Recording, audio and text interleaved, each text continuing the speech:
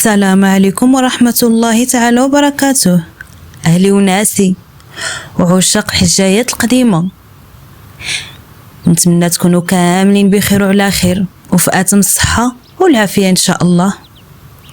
اليوم بغيتكم تجلسوا وترتاحوا وتسمعوا معايا لواحد الحكاية من الحكايات القدام. الحكاية كتدور في الريف بلادنا الجميل بين الجبال الخضراء والوديان. قصة اليوم فيها بزاف العبر وكتحكي على الذكاء والحكمة وكيفاش أن الحق واخا يطول عليه الزمان ربي سبحانه وتعالى كيبينو. ويا الله على بركة الله نسمعوا الحكاية.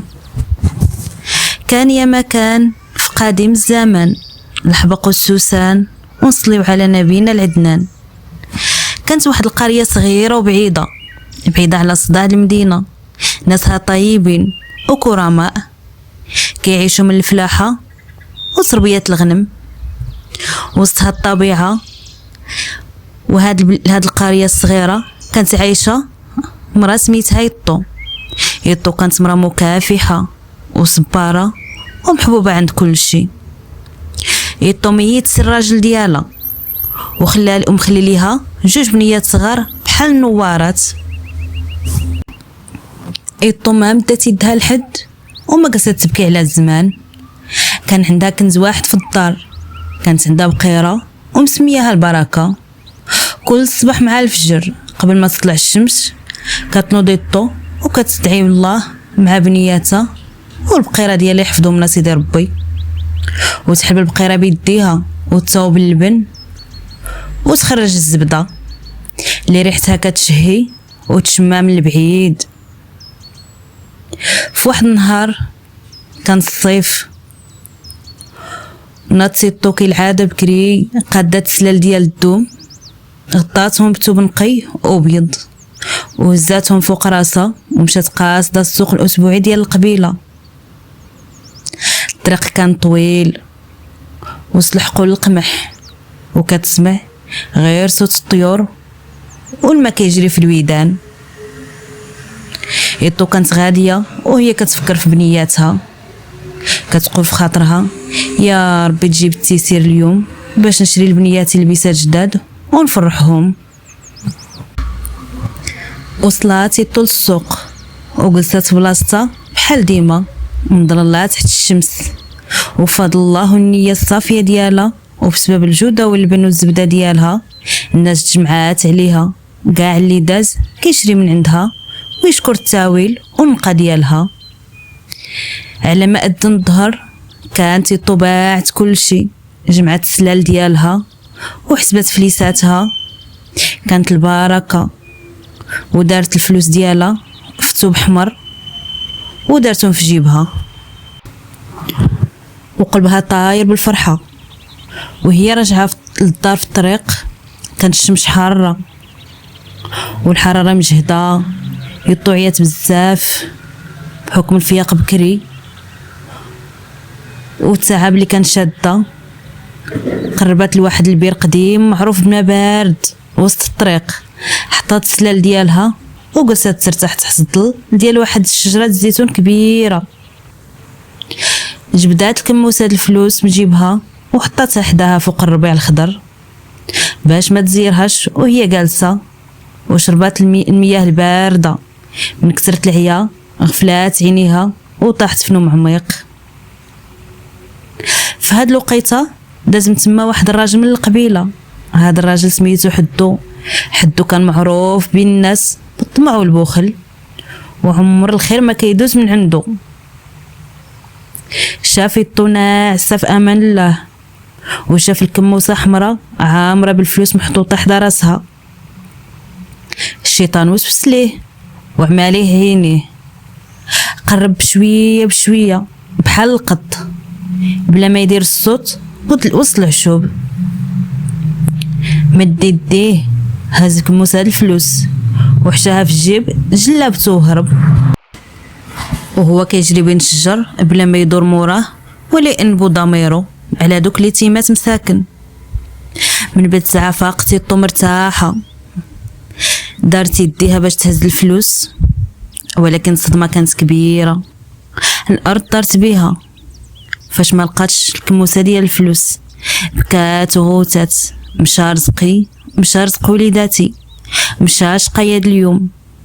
نادت كتقلب في الأرض وتقلب وسط الربيع، وبحكم أنها بنت البلادية وكاتفهم في الآثار شافت الطبع ديال بلغة غريبة في التراب، وعرفت نيشان باللي هو حدو هو اللي داز من تما، حيت بلغتو كانت معروفة ومقطعة من الجنب.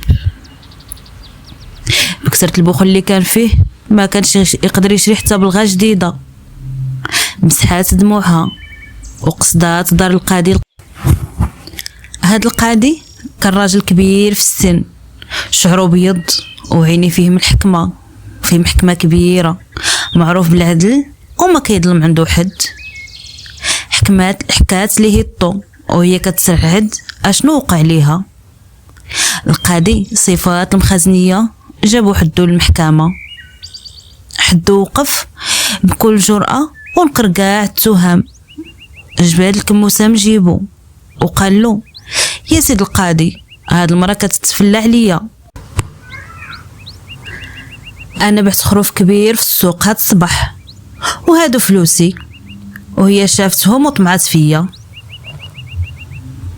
المحكمة تجمعات والناس القبيلة كاملين جاو يتفرجوا. الكموسة ما فيها سمية، وحدو حالف بيمينو ويمينو كذاب. ويطو كتشوف السما وتدعي. القاضي دار يديه على لحيتو وفكر دقايق وسكات. سد القاعة شوية، دار عند الخادم ديالو وقال ليه بصوت قوي: سير دابا للكوزينة وجيب لي زلافة كبيرة ديال الطين عامرة بالماء سخون يكون غليان. الناس كاملين تعجبوا وبداو كيتساهمسوا. مال القاضي؟ واش غيشرب الماء سخون؟ واش غيعاقب بحد؟